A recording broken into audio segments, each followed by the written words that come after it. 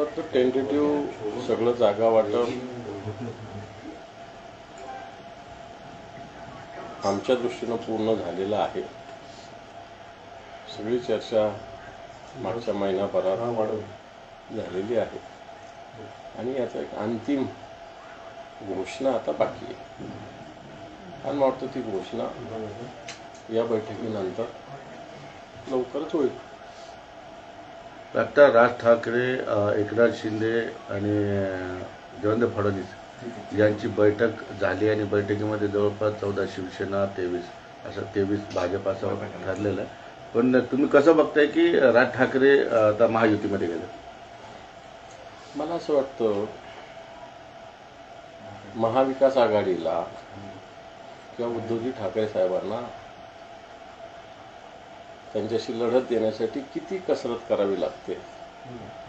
जे म्हणतात आम्ही महासत्ता आपल्या पाठीशी आहे, महाशक्ती आपल्या पाठीशी आहे, तुम्ही खूप काम केले असे तुमचे दावे आहेत, देशात परिवर्तन केलं असे तुमचे दावे आहेत आणि असं असताना तुम्हाला एक एक माणूस पकडावा लागतो। काल उद्धव साहेब बोलले की सगळा कचरा जमा करताय तुम्ही।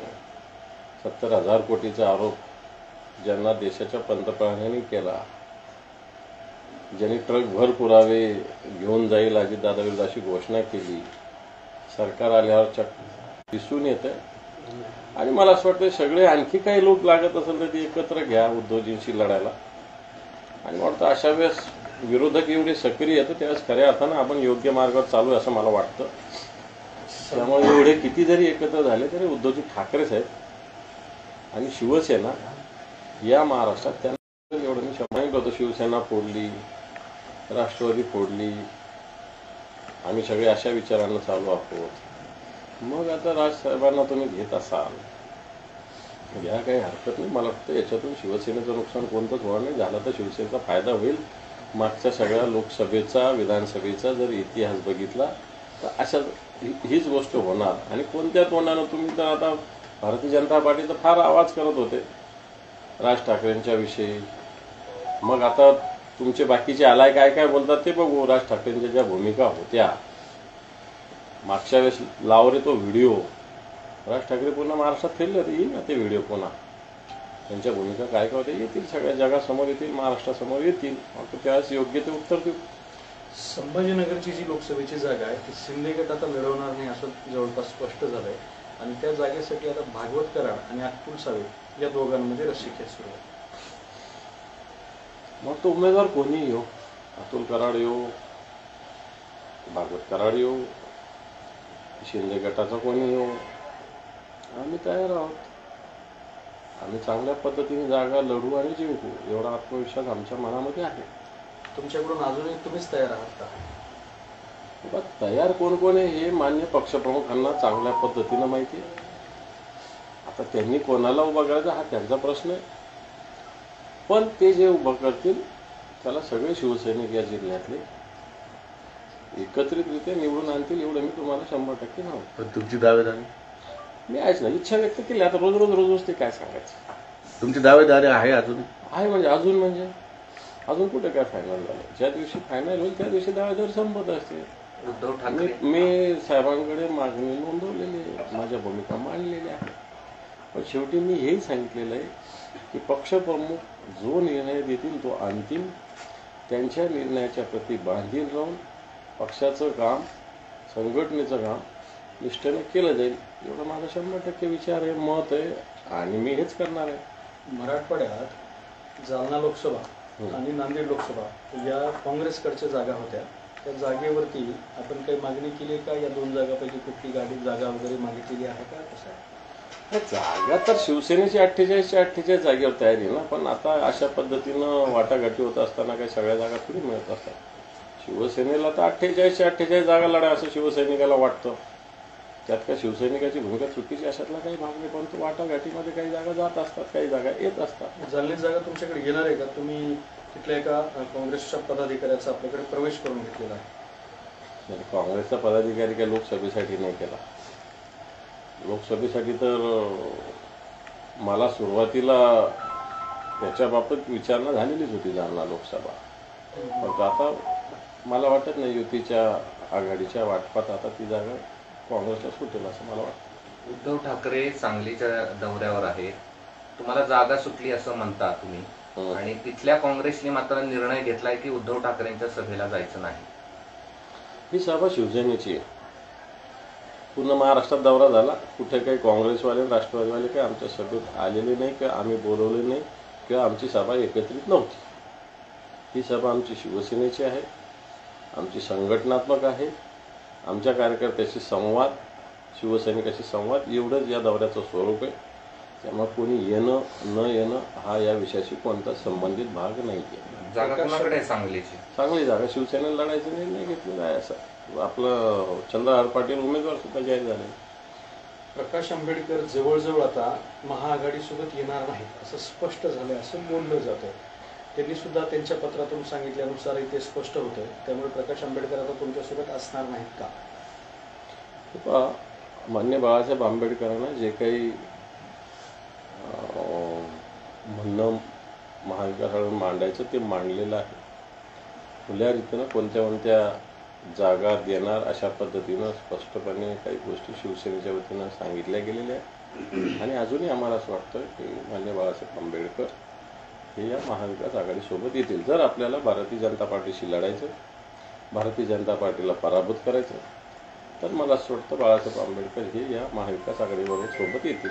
मागच्या बैठकीत नव्हते बाळासाहेब आंबेडकर. आता बैठका या सगळ्या विषयावर चर्चा होऊन संपलेली.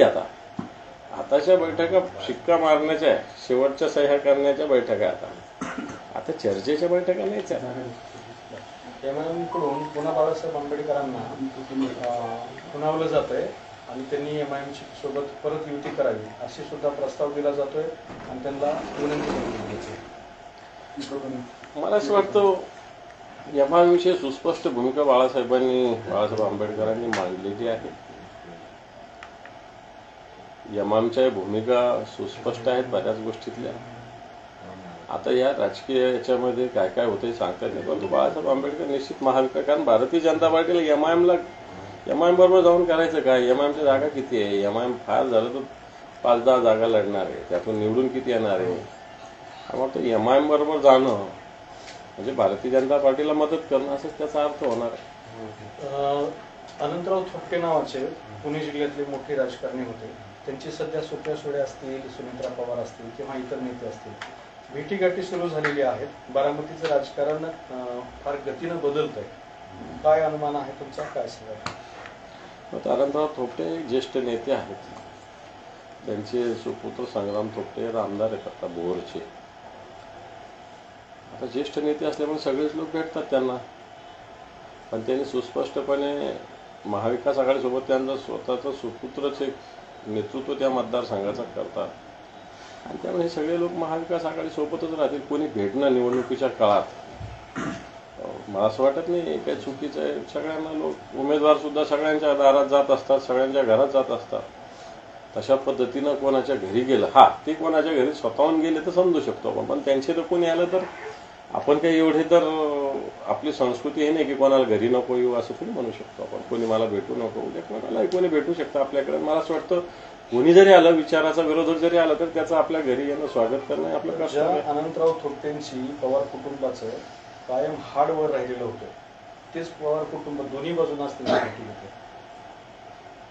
हे पण राजकारणात कोणाचं हाड होतं आणि कोणाचं वैर होतं, या सगळ्याच गोष्टी बघितल्या गेलं तर आजच्या घडीला कोणीच कोणाबरोबर कसं लढेल हा प्रश्न. सगळेच एकमेकाचे हाडवैरी पण होते आणि सगळेच एकमेकाच्या गळ्यात गळा घालते. त्यामुळे ह्या म्हणण्याला हाडवैराला आणि मैत्रीला याला शब्दाला काही अर्थ आता उरलेला नाही असं मला तरी वाटतं. विजय शिवतारेंनी चांगलं आव्हान निर्माण केले बारामतीमध्ये. काही आव्हान नाही, विजय शिवतारे शेपूट घालून गेले. दादा एक शेवटचा प्रश्न विचारतो. आपला छत्रपती संभाजीनगर लोकसभेमध्ये शिवसेनेचा उमेदवार कोण असेल तुमचा उमेदवार, पण तुमचा खैरेंसोबतचा वाद, काल महिला नाराज होऊन उद्धव ठाकरेंना भेटता सगळ्या महिला आघाडी निघून गेल्या, हे निवडणुकीच्या तोंडावर पक्षाला परवडणार नाही. याच्यातून काय तोडगा? मला असं वाटतं वाद वगैरे तर तुम्ही मीडिया म्हणता. 2 जणांनी, 3 जणांनी, 4 जणांना तिकीट मागणं म्हणजे काय वाद असतो अशातला काही भाग नाही. शेवटी त्याच्यानंतर एकाला तिकीट मिळत असतं, हा एक निवडणुकीचा भाग आहे. म्हणून काही याला वाद असं म्हणता येणार नाही. मी तर सांगितलं ना, मी मागच्या वेळेस इच्छुक होतो, त्याच्या मागच्या वेळेस इच्छुक होतो, पण मी निवडणुकीचा प्रमुख पण होतो ना. त्यामुळे संघटनात्मक ह्या सिस्टीम असतात. हा, काल काही महिला आल्या, त्यांना भेटले नाही, पण त्यांना भेटायची वेळ आम्ही 11:30 दिली होती. त्यांनी 9, 9:30, 10लाच गडबड केली. त्याला आम्ही काय करणार? साहेबांनी सांगितलं होतं की आम्हाला निघायचं होतं 12, 12:15ला. 11:30ला सगळ्यांना भेटायचं आम्ही ठरवलेलं होतं. तसं निरोप दिलेला होता. तुम्ही 9लाच आले, 8लाच आले, 10लाच आले, आम्हाला भेटा म्हटलं तसं तुम्ही होत असतं. त्यामुळे मला असं वाटतं जी काही भूमिका त्या महिलांनी व्यक्त केली, ती भूमिका, कारण शेवटी शिवसैनिक आहे, आपल्या पक्ष नेतृत्वाचं जे काही आदेश असेल ते शिरसावंत आपल्याला असलं पाहिजे.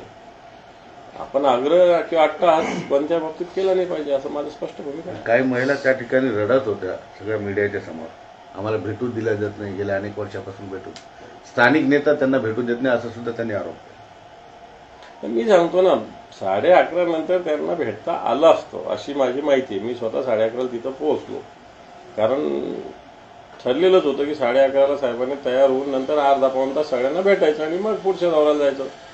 तुम्ही जर 9लाच म्हटले आम्हाला भेटायचं, 9:30लाच म्हटले आम्हाला भेटायचं, तर असं थोडी असतं. उद्धवजी ठाकरे साहेब हे पक्षप्रमुख आहेत, ते मोठे नेते आहेत, ते त्यांच्या वेळा, सगळ्या गोष्टी, सगळे जे शेड्यूल असतं ते आपण पाहणं आपलं काम. आणि ही नाराजी कशी दूर होईल? आता निवडणूक तोंडावर आलेली आहे. आमच्या घरातले विषय काय, त्या सगळ्या भगिनीत आमच्या, काय अवघड काम नाही.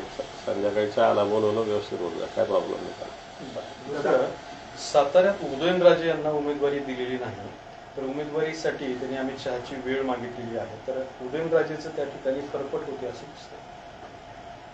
आता फक्त उदयनराजेचीच होती, अजून तुम्ही जाहीर होऊ द्या तिकीट सगळ्यांनी, त्याच्यानंतर बघा कोणाकोणाची काय काय फरफटत होती हे बघत राहा. महाराष्ट्राला भारतीय जनता पार्टीचा सरळ सुद्धा पक्ष नाहीच आहे. त्यांना काय घेणे, राजा वगैरे काय त्यांना काही घेणं, स्वतःच्या स्वार्थाच्या वरती त्यांना काही घेणं देणं नाही आहे. राज्याशी काही घेणं नाही आणि प्रजेशी काही घेणं नाही, त्यांना फक्त निवडणुकीशी घेणं आहे असं मला वाटतं. उदयनराजे ठीक आहे, राजकीय दृष्ट्या शिवसेनेचे पण एक राजे, त्यांची एक ताकद आहे, त्यांचा एक दबाव आहे, त्यांचं एक जनतेत काम करण्याची त्यांची एक स्टाईल आहे, मात्र ती मानलीच पाहिजे आपण, आणि त्यांचा आदर केला पाहिजे अशी माझी स्पष्ट भूमिका आहे.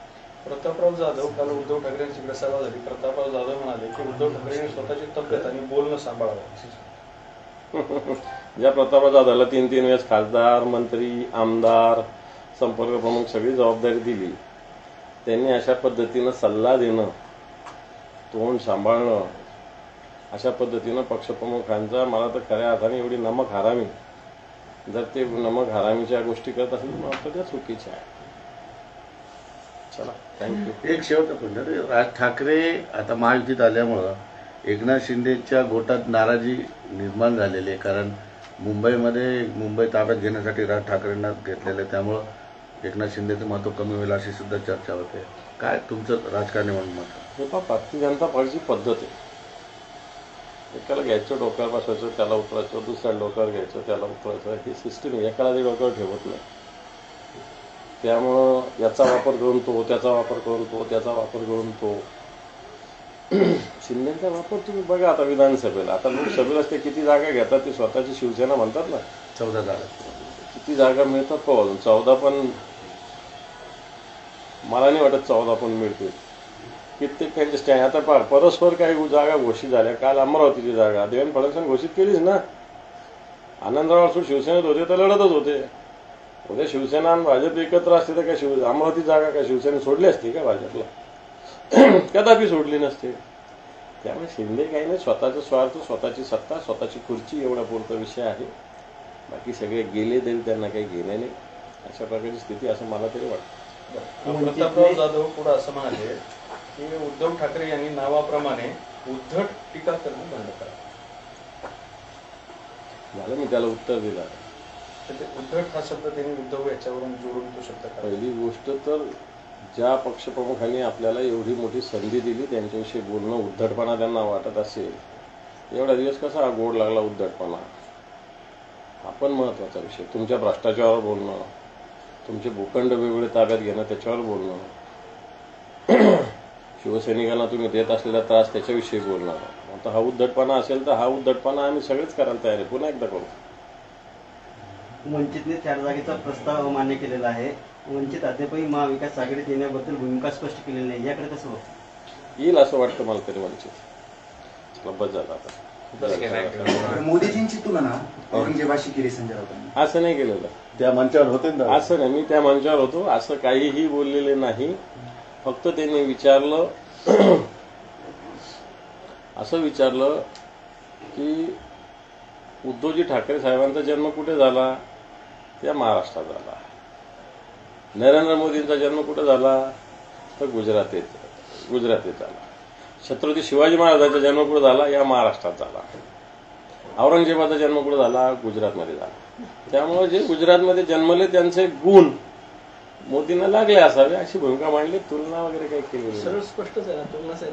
तुम्ही काही समजा, पण जन्म त्यांचा गुजरातमध्ये झाला आणि औरंगजेबाचा जन्म गुजरातमध्ये झाला हे म्हणणं काही तुलना आहे का? आणखी कोणाचा जन्म गुजरातमध्ये झाला म्हणून काय ती काय तुलना आहे का? वृत्ती औरंगजेबाकडेच नेणं झालं ना शेवटी. तर त्या भूमीत तशी वृत्ती आहे असं त्यांनी स्पष्ट सांगितलं. त्यात का चूक सांगितलं? ज्या भूमीतल्या मातीमध्येच ही वृत्ती असेल असं त्यांना म्हणायचं होतं. ओके. गुजरातच्या मातीत दोष असावा.